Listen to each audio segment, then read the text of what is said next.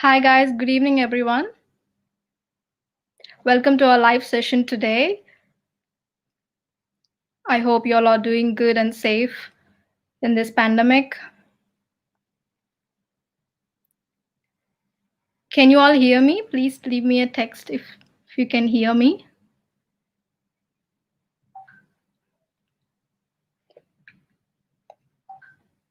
Great. So today our live session is all about skilled migration visas. Firstly, I will introduce myself. My name is Priya. I've been working as a student educational consultant since 2 years now at Xcel Global Services.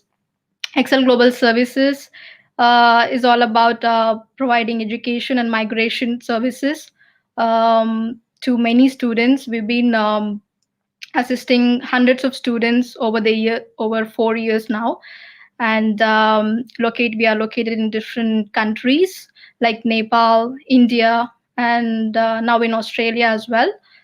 And we are affiliated with a lot of reputed and renowned universities and colleges in Australia. So, if you have any questions or any queries regarding admission and migration, you can contact us to the number that is displayed on the screen, and you can also email us, and one of our experts will be able to help you with all your queries. Also, I would like to thank Melbourne Mama, for organizing and supporting today's event, today's live session. They have been supporting us with different events since many years now. And moving forward, uh, I will introduce our migration agent, Mr. Harmeet Uppal from Future Migration. So he's here today. So we are going to focus mostly about skilled migration visas in this session. We will do a 20 minutes. So Harmiji will speak about skilled migration visas for about 20 minutes. And then in the end, we will take some questions from the audiences. We've also got some questions from in our Facebook page. We will go through the questions in the end. So I will request Harmiji to start the session now. Thank you. I hope everyone can hear me. Thank you, Priya. Thanks for the introduction. As Priya said, that we work together with Excel Global. Ours is Future Migration Australia. I'm a registered migration agent, registered with the Office of Migration Agent Authority. Now, today we will be discussing skilled migration. Sorry, I'm not going to waste your time. I'll get straight into it, into the discussion. And then, because of the shortage of time, we'll kick through question and answers, and then we'll take through a few questions from you guys. We'll start with the skilled migration. Skilled migration. Now, sorry, can we get the slides up, please? Yeah. Sorry. Yeah. Yeah, can we have the first slide? So, because Just a moment, can please. everyone hear me? I think it's, yeah, I will just, Uh, Priya, can you see a reply back from everyone saying yes or no? Or yeah, they can hear you, I guess. okay, beautiful. Thank you. All right. I will show Yep. PPT. Okay. Sorry for the inconvenience. We are just Mhm. trying to work this out.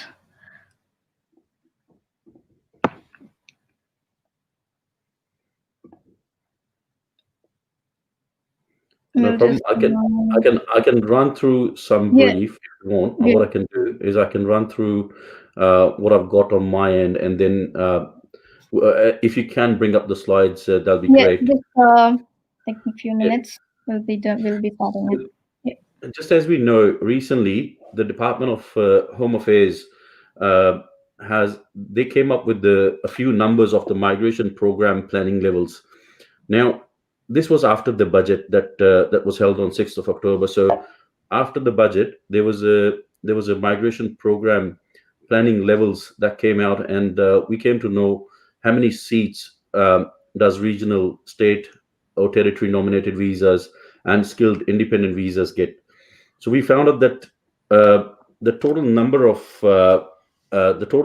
seats that were going to be allocated did not change, but there was a drastic change to the number of seats that skilled migration itself, skilled independent visas got, and the regional visas, state or territory nominated visas, got a few seats as well. So I'll run through that. I'll give you a brief of what the skilled independent visas got. They got about 6,500 seats, and regional got about 11,200.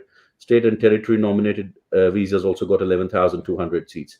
So what it means is that they were lesser in number. The number of seats were lesser than what people were expecting, than what students were expecting uh, to get out of it this time. Now coming down to that, there's going to be seats allocated after the skilled migration, the skilled independent. There's going to be seats allocated to different states. So out of the 11,200, all the states will be allocated a certain number of seats.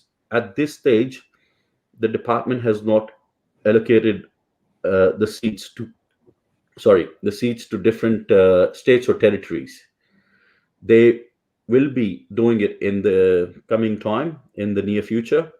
So once that happens, once the seats are allocated, you'll see that state and territories will open up their nominations, the nomination program for this year, for 2020 and 2021.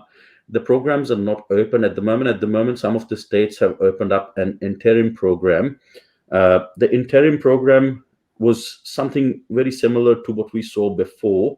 I think it's been going on for a while, which means that people from the critical sector were getting invited and were getting nominations approved.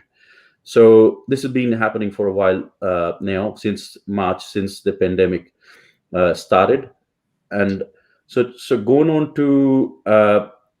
to sorry, is can we see the slides now? Okay, yeah, Yeah, yeah, beautiful. I think All it's right, sorry. Now we can see the slides. We'll jump on to yeah. So this is sorry, Priya. Can you, if you can move on to the next one, okay. the next slide, please. Just a second. No problem.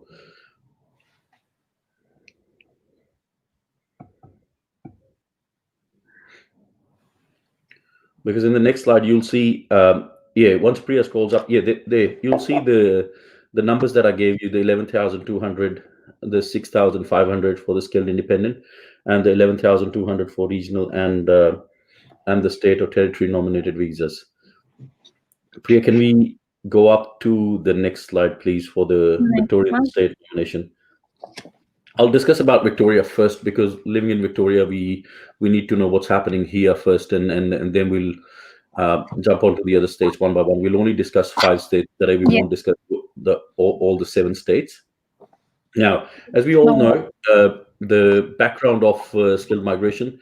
So I'm assuming that majority of the people, majority of the students who are studying at this stage, or who are enrolled, do have a very common idea of skilled migration. So they know it's a point based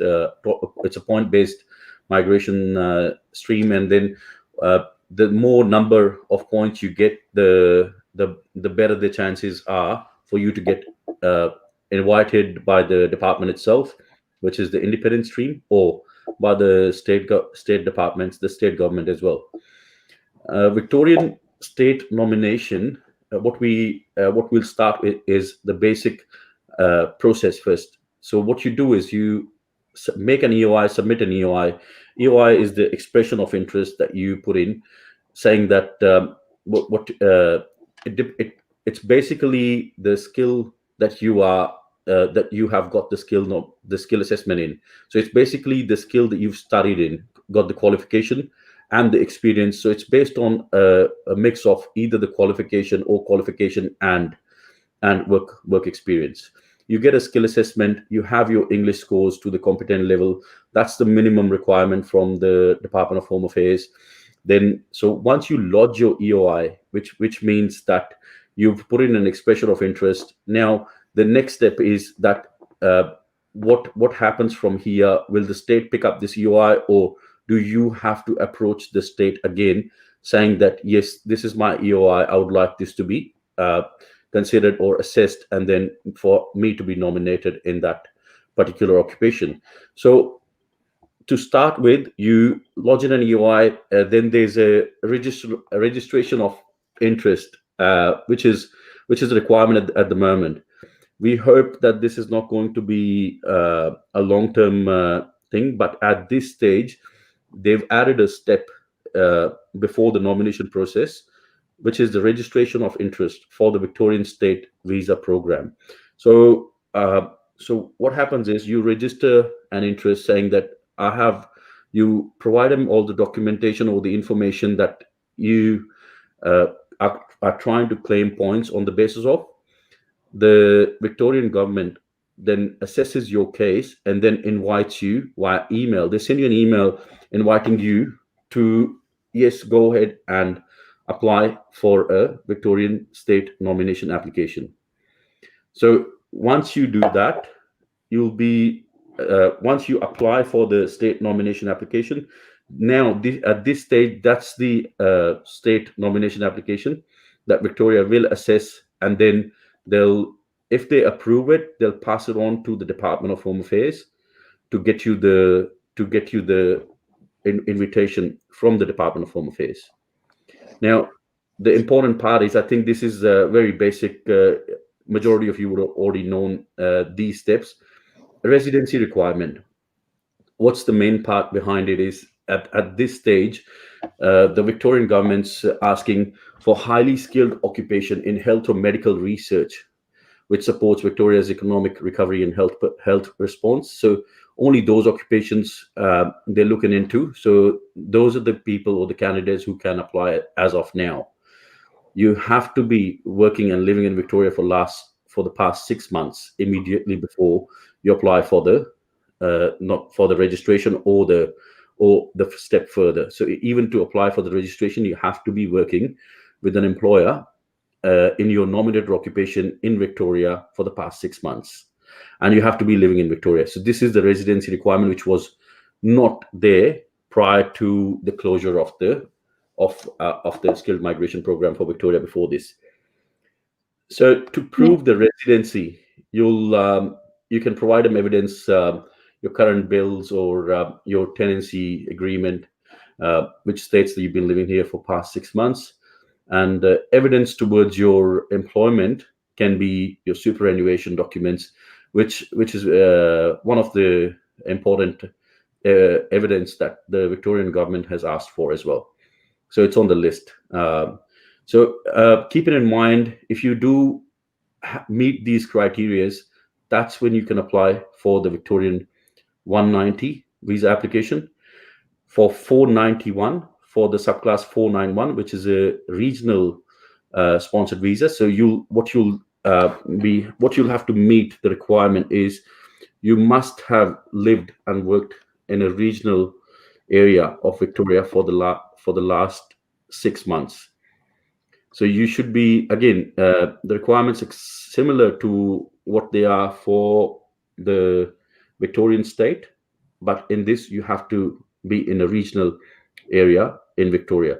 The postcodes are defined by the state government, and we have those postcodes. If you need them, let us know, and we'll pass them on to pass them on to you in an email, so that you can have an understanding of where does regional Victoria start from, or what postcodes are included.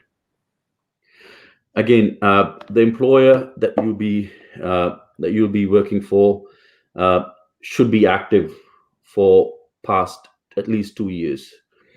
So while you're going to be working there, you still have to meet these requirements as well, that the employer in the regional area needs to Yeah. be operating for at least 2 years.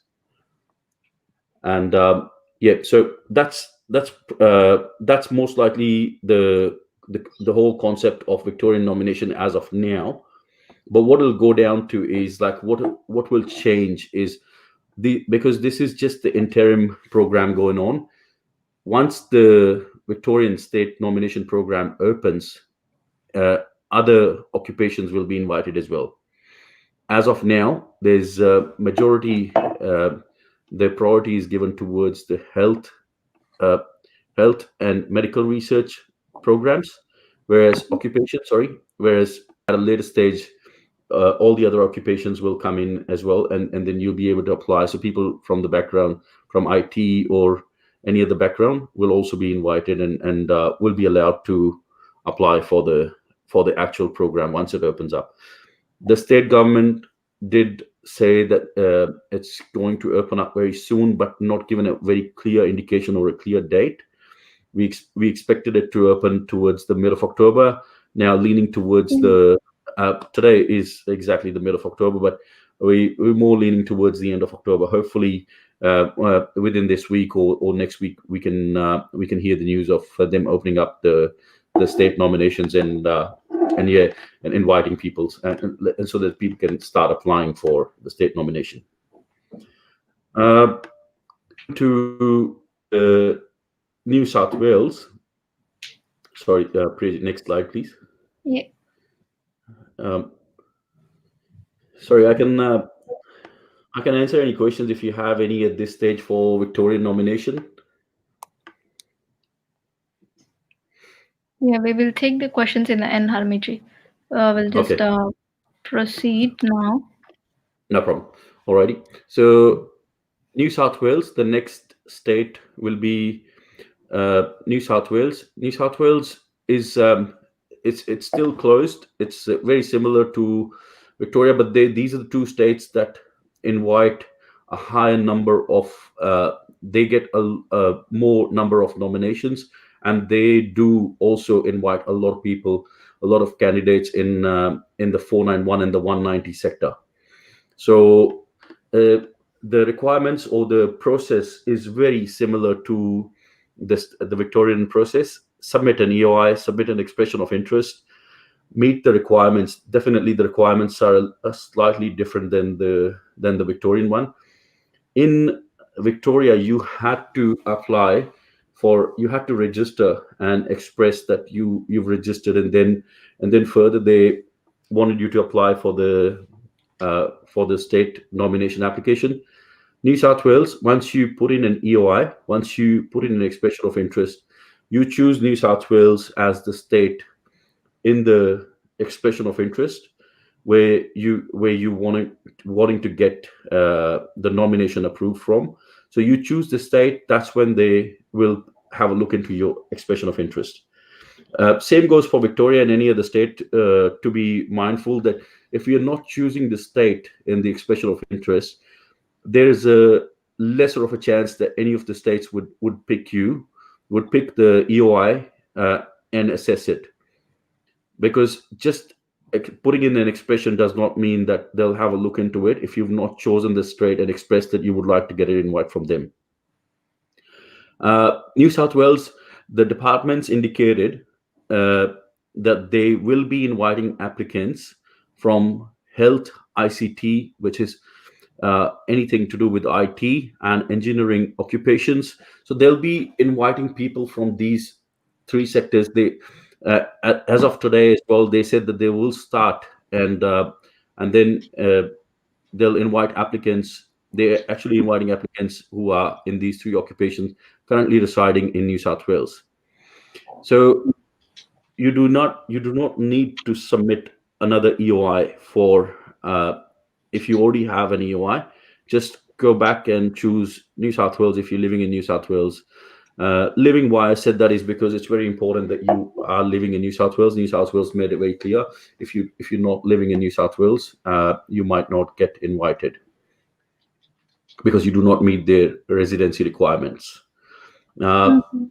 the EOIs in New South Wales are picked on point score on the English proficiency, number two, and number three would be the number of skilled years of work experience you've got in your nominated occupation. So when I say point score, the person with the highest point score obviously will be picked up. The EOI will be picked up at first to start with. Then comes the English proficiency. So if two candidates with the same point score, one person has superior English and the other one has proficient, obviously the superior person, so the one with the superior English would be chosen before the proficient. So Yeah. English proficiency, number of skilled work experience. So that goes 1, 2, and 3. That's how they will be ranking the EOIs, and they'll be inviting the EOIs in that order. So once you invited, you go back and apply for a nomination application with the New South Wales Department. You apply for the nomination application. They'll assess your file. They'll make sure that you've got all the points that you claimed for. They'll have a look at all the documentation. If that's correct, they'll approve your nomination and send it to the Department of Home Affairs to for you to get invited. So again, in New South Wales, what they're saying is, I'll also give you a quick brief of the residency requirement for New South Wales is at least living there for 6 months. If you're living there for 6 months, they will ask you to provide evidence of your residency. And sorry, just give me one sec. Alrighty. And the same goes for the 491 visa as well. Living in regional New South Wales, a residency requirement is still the same. Have an occupation on the NSW regional skilled occupation list. So your occupation needs to be there. If there's an additional requirement, it will be there on the list. If there's an additional requirement other than just living there, if there's a work requirement, they will specify that work requirement. And you are meant to be living in a regional New South Wales, a regional area, for you to be nominated into the 491 program by New South Wales. Moving to the next step, the program might differ slightly for the 491. For the 491 in the New South Wales Department, you would be able to apply for the nomination application directly to the region which you're wanting the nomination from. So you will be able to apply directly to those regions once it opens up. The fee for applying New South Wales nomination application is 330 Australian dollars if you're applying from inside Australia. If you're applying from outside as well, it's the same fee. Victorian nomination department has got no fee, so you don't get charged when you apply for a Victorian state nomination application.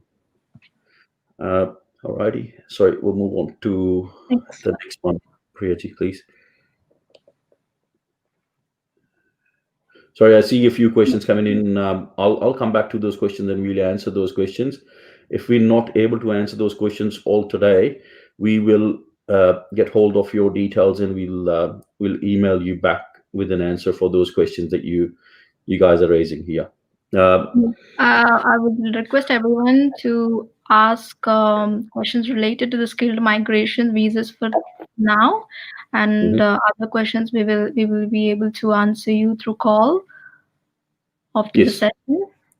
Yeah, we'll have us if your questions are related to any other topic, what we'll do is we'll have a look at that and we'll discuss the next topic accordingly as to what the majority of the questions are coming through for.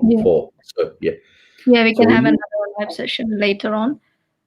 Okay, moving to the next slide. Okay, moving to South Australia. South Australia, the nomination, again, they want you to be there. The difference between the Victorian, the New South Wales and South Australian nomination department, the requirements again are they want you to be there at least for 3 months before and working there full time before you apply for any nomination. So sorry, not full time, 20 hours a week or 40 hours a fortnight. My mistake. Yes. So they want you to be there, but they also said that they will open up the program in mid-October. It's not opened as of today. Hopefully it does open and we get a clear picture of the occupation list, because we do not have an occupation list to work on, whether to see what occupations are going to be there and what will be the requirements for those occupations in South Australia. Same goes for all the other states as well. They haven't disclosed their occupation list, because once this program opens up, we'll get the occupation list, we'll get an indication. But what my point today, to have this session today, was to give you an understanding that if you are planning to move, or planning to stay somewhere, you need to keep in mind the states are asking you to move there before they can give you the nomination. The states will require you to move there for 6 months or close to 6 months. So people who finishing their study, if you looking to get an invitation for your occupation, move down to the relevant state where you think it's easier to get the nomination from, and where you see your points to meet the requirement of that state. So you should be planning towards that. Uh, okay. Uh, it's a quite similar process. You apply for the EOI, but then you apply for the state nomination here. Once you apply, you put in your EOI and you're meeting the points, you're meeting the requirements, you can apply for a state nomination application directly. So you don't have to wait for them to invite you. Again, if it does changes, we'll have to give you the update. But as of now, that's what the procedure was. And keep it in mind, if it stays the same, this is the procedure. You apply for the state nomination program. They'll assess your file. They'll come back with an answer.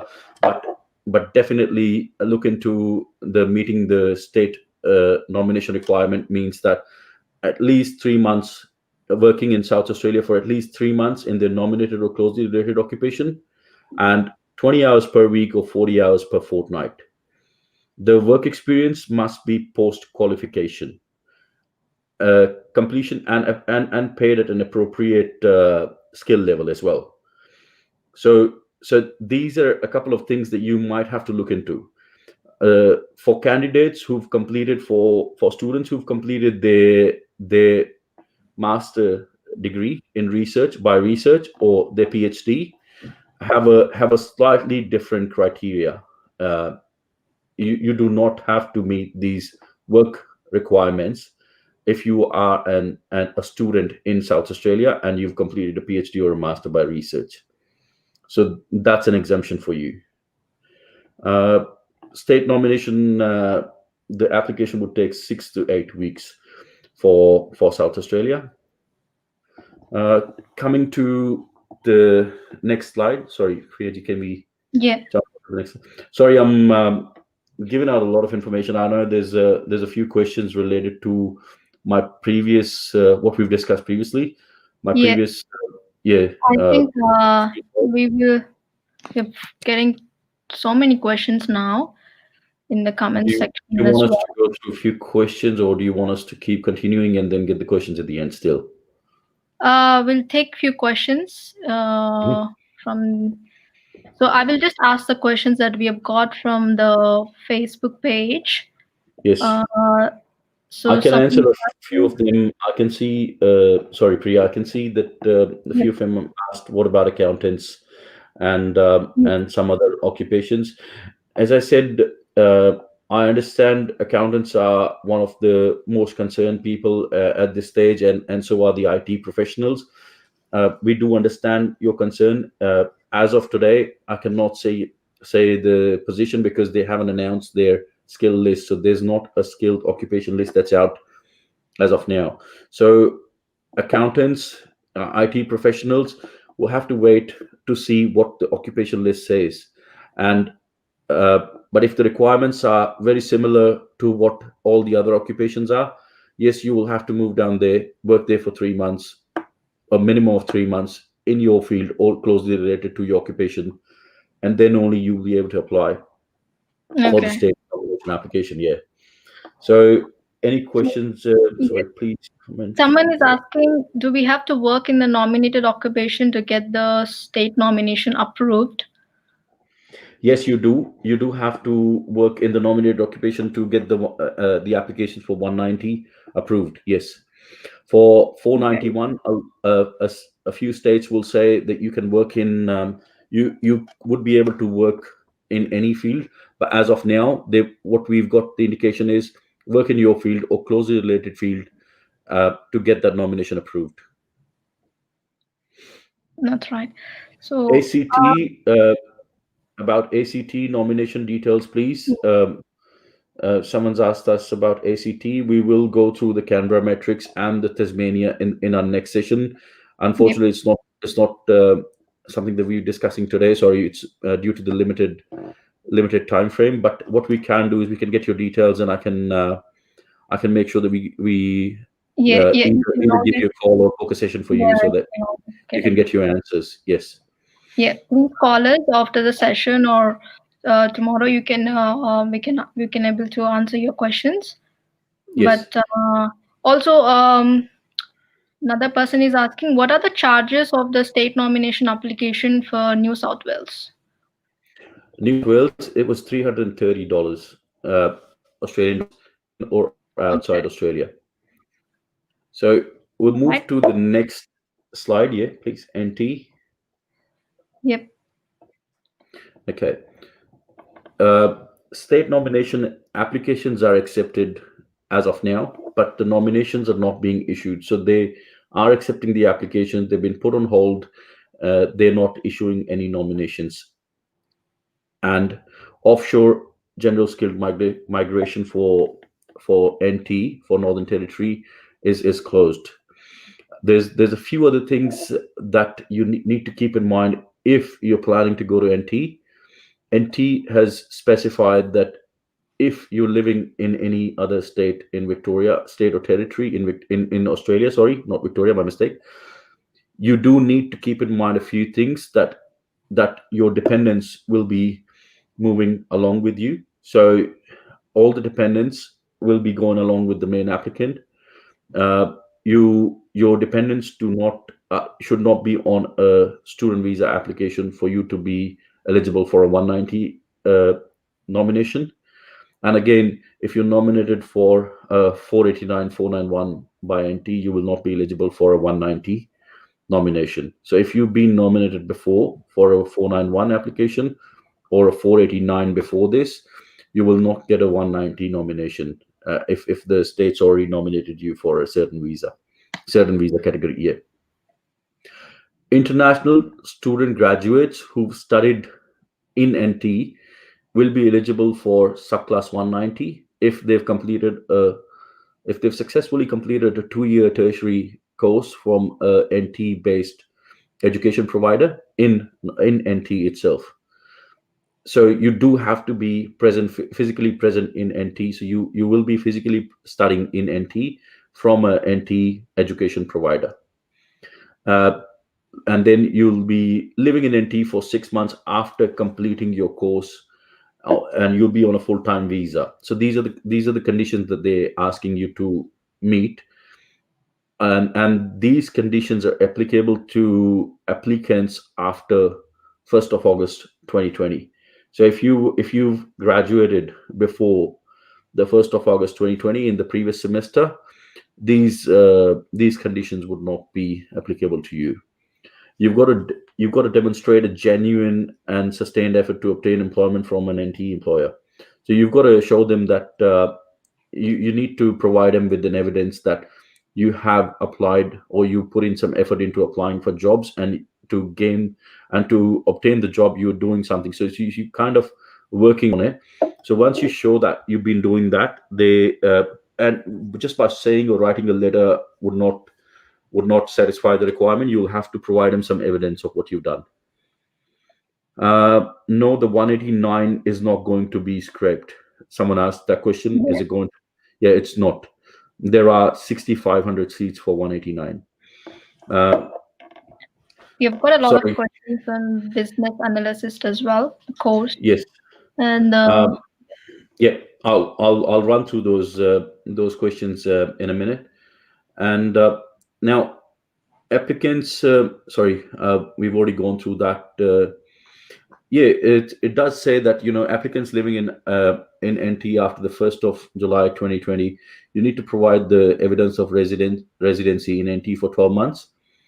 All dependent applicants must be in NT and full-time employment in eligible occupation for at least 12 months. So if you are planning to go there, these are requirements you'll have to meet for the 491. You'll be living there for at least 12 months. Dependents dependent applicants will be there.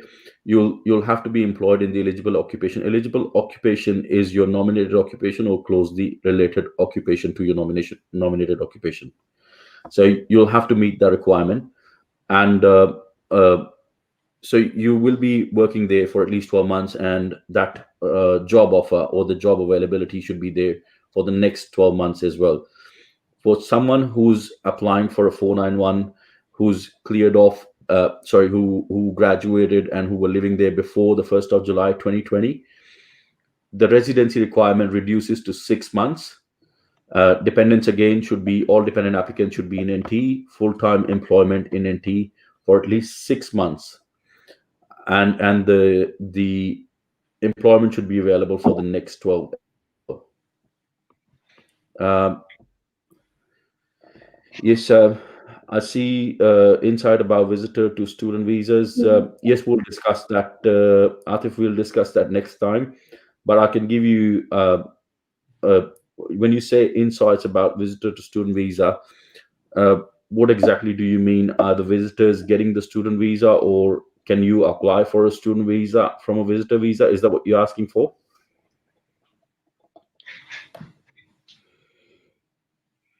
Yeah, we'll wait for his reply. And there's another question. Can I Yeah. please know how much is the current waiting period for 189 accountancy, please? 189 accounting, the waiting period is at, my guess is at as good as yours. So you cannot predict the waiting period. You cannot predict the time frame for the 189 accounting, because we don't know your points. So what points are you on, and how long have you been waiting? When did you apply the when did you lodge your EOI? So these are a few factors that come into question, and also when the department does allocate those seats, and when they invite you. So in the next invitation round, depending on the next invitation round and how many seats are going to come through in that invitation round, all these factors play an important part into guessing 95 points. See, 90, I understand your concern, Srinivas. 95 points uh, is kind of, you want a high point, but the accounting points have gone up to 100, already. So 105 points we're getting invited last, and guessing it would just be a guess that you'll be invited for 95 points. uh, we cannot assure you when. I can't give you a date and a time at this stage. The department's not indicated that at all, so it'd be very hard to say that. You should be looking into other options of state nomination or regional nomination as well, if you are at 95 points and you've been waiting for a long time. Yeah. I'll jump on to the last topic of today before we take any further questions, which will Yes, be the sure. which will be the Queensland state nomination for 190 and 491. Y- Uh, Queensland. So Queensland requires you, will give you an option of actually three or four categories. There's a category which is working in Queensland. They've got a list for working in Queensland. They've got an offshore list. They've got a graduate list, and they've got a list for small business owners. So depending on what which category would you fit in? Sorry, there's no list for small business owners. Small business owners are people who would want to apply through that 491 application through that stream. Yeah. All the others, it's quite a simple process for Queensland. So you're looking into the list. So first would be the working in Queensland. We'll go through that. Working, provide evidence of full-time work, 35 hours per week in your nominated occupation for the past 6 months. For the 190, if you're putting in if you're putting in an EOI for a 491 visa, you must be living and working full-time, again 35 hours in a regional area of Queensland in your nominated occupation for the past 3 months immediately prior to the EOI submission. So 6 months for the 190, 3 months for the 491. Provide evidence of ongoing employment with an employer, a Queensland employer, for further 12 months. So you'll have to provide them a contract or a job offer letter, a job offer which states that the employment's still there for the next 12 months. Commit to living and working in Queensland for 2 years after getting the 190. I hope we all already know that, and we understand that whosoever the state that gives us the 190 visa do expect us to stay there for the next 2 years, and obviously because they are giving you the state nomination, and also you're getting your residency through that, and you're committing to that state that you'll be living there for the next couple of years. Because a lot of times the question comes in, a lot of people will be asking whether they can move after getting the 190. You should not look into moving in after getting the 190, specifically for the reasons that they've given you the state nomination and they're asking you for that commitment. You've agreed to that, and you've signed off a declaration for that as well. So keep it in mind that you've agreed to something. I think it's reasonable for them to ask you to stay there for the next couple of years, uh, and it's not a bad place anyway. So offshore list, yeah. So people on the offshore list, uh, again, the the criteria, you have an offshore list for Queensland. You have to provide evidence that you've been working in the past 2 years after you finished your qualification, or after you received your qualification.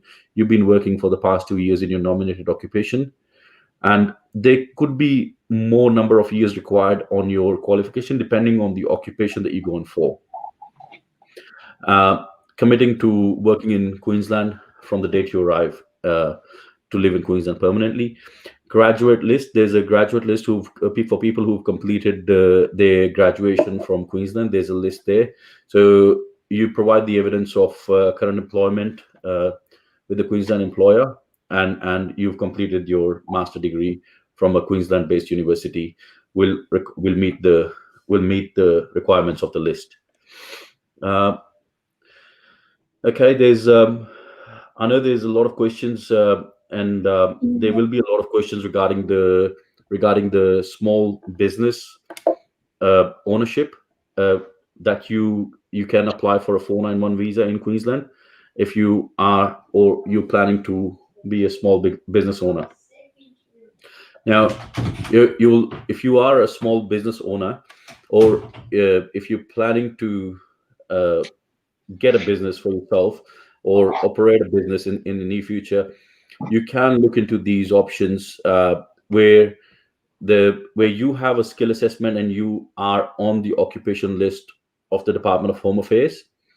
Uh, Now, you have a prior business experience of successfully operating a business for 6 months, at least, and so after that, and also you've been working full time in that business for the last 6 months. So if you working for a business for the past 6 months, you've operated that business, you will be eligible for this, given you spend about 100 invest a minimum of 100,000 in the business prior to submitting an expression of interest to the department. Be trading in the business for 6 months prior to the application. Employ one employee who is an Australian resident, working minimum of 20 hours. So you meet these conditions that we've gone through. You need to have 100% ownership of the business. You're running a business for at least 6 months before you apply. You can run, which means that once you own a visa that allows you to work full time, that's when you'll be able to run that business full time for at least 6 months. So you need to be able to demonstrate that you are on one of those visas which allows you to work full time, and you are working full time for the business that you've bought. You can invest in a new or an old business. But so when you say you've purchased an existing business in Queensland, we need to note that it's not for a startup or a home-based business. Franchise business must have been operating for at least. So if you're looking at a franchisee, you'll be looking at least 1 year of their operating. So they should be operating for at least 1 year. that business should be running for at least a year before you purchase that business, if you're wanting to do that. Um, yeah, I Yeah. think we've covered the majority of the business stream as well. They'll give you the 491 for that. It's under the 491 stream. It's sorry, give me one sec.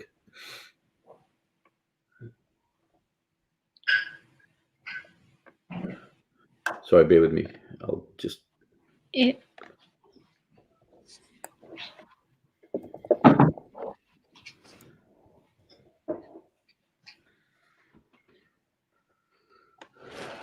so we are getting a lot of other questions as well. We will definitely answer some of them before we end the session. But I'm not sure if I mentioned mhm. or not. The business is has to be in the regional area because it's a regional visa. So you have to have that business in a regional area of Queensland. So keep it in mind that we meet those requirements. We'll be able to lodge an expression of interest to the Queensland Department. Once it's approved, you can look into getting your 491 business owner visa. Yeah. Now, I can have a quick look Yep. into the questions that Um, came through. Construction students have Manoj. Construction students have a very good chance of getting permanent residency because construction is one of the occupations that I've seen in majority all the lists. Or so you've got that occupation in all the states. Depending on what occupation we're talking about, again, a construction project manager, or you're looking at something else in construction. Um, you need to specify. But if it's a construction project manager, majority all the lists have that. We can just expect that to be on the list for a while, because construction is one thing that's never going to go down in Australia. So practically, if you've got enough work experience, you're working in your field, you've got the right qualification, you will definitely be able to get. There are very good chances of permanent residency, if that answers your question. Yeah. How much is somebody has the current waiting mentioned- period? Okay. yeah, sure. Sorry, I see there's questions coming in for 186, 187 as well. We're sticking with skilled migration today. I know the reason why, because if I get into the 186s and 187s, it's a vast field, and I'll have to answer all those questions. But just going on to that, the waiting time frame for 186 TRT and 187, uh, the department, it's not a specific time frame. The departments advertise their time on the visa application. If you applied, there'll be a time frame coming on your application. But if it's past that time frame, ask your migration agent or your representative to ask the department if they can provide any further documentation, or if it's needed, or if it's required, which will help your case. If the file is a decision ready file, it should be easy for the department to assess the file and give you a decision on that. Waiting period for ICT security specialist. Uh, Bindu, it's a very hard guess. It's a question that's very hard at this to answer at this time. It's same as accounting. We cannot answer with a specific time frame for accounting and for ICT security specialist. But what I can tell you is we'll have a clear picture once the state nominations open up, and they'll come up with their list and their requirements. I can turn around and tell you a time frame at that stage. And once the department, if you're asking for the 189, it's entirely up to the department how many invitations they're going to send in. There is no good guess for that. I can tell you that if someone says today that they will be inviting 1,000, that's 1,000 or 500 or 100. It's not a good guess, because none of those guesses work at this stage. We've already seen that. We've seen the stats from the department, and it's clear that the guesses are out of the bag. So there's no guesswork for that. Which state is better for accountants? Okay. I wish I was able to answer that question. I'll be able to answer that question, Chandu, in the next few days once the state nomination opens up. We can answer that question, but let the state nomination program open up, and then I can give you a better answer for that. Yeah, we Yeah. will definitely have another live session soon when the Mm. state nomination opens up, and probably we'll be able to answer most of the questions Sorry, then. I'm looking at two screens. If you guys are guessing that, why am I sitting here and looking at the other side? It's just to work on one end and look at the other. I hope we were able to clarify a few things that we came to know from the department, and I hope this would help you. We'll come back again with some more information once we have that. uh, and yeah, feel free to send us the questions. We will reply back to all those questions in the next day or two. Yeah. Thank Thank you, you. Harmony, for Thank your you. time, and it was a very informational live session. And Thank you. thank you everyone for joining us today. Again, I would like to thank Melbourne Mama, Team Melbourne Mama again for supporting and organizing this session today. So again, please give us a call. If you think we haven't answered some of your questions, please give us a call and email us. We will definitely, one of our experts will help you, and Harmiji will also speak to you. So we you can see our contact number, and we will also provide the website link below in the comment section for your reference. Thank you everyone for joining us. Have a good evening. Thank you once again. Have a good evening, and a even good night. Thank you. Thanks. Bye. Thank you, Harmiji.